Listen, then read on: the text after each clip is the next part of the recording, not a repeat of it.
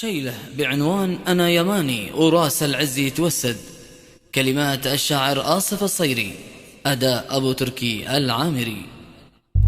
يقول آصف بنظم أبيات تتخلد من عقل راسخ فاطن بالقول تسديده.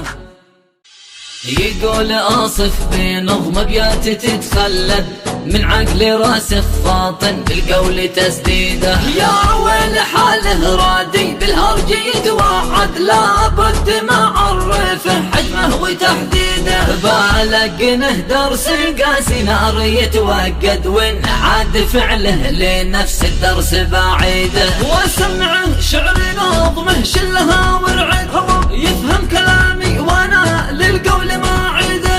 بصبحه موت ضاري فيه يتبدد، واجعل براسه نصع ارمه واصيده.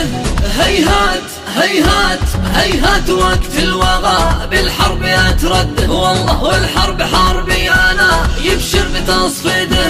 مثل الاسد لا بدا يهجم ويتصيد، خصمي فارسه وصيده بعد تكبيده. عهدا علي يجعله يخضع ويتودد، وادوس كبره ومكره بعد تصعيده. انا يماني وراس العز يتوسد، ما اشوف فعل الردي بمحيه وابيده. ابن اليمن بالشجاعة وحدها تفرد، تهتز كل الدول لا شب تحشيده.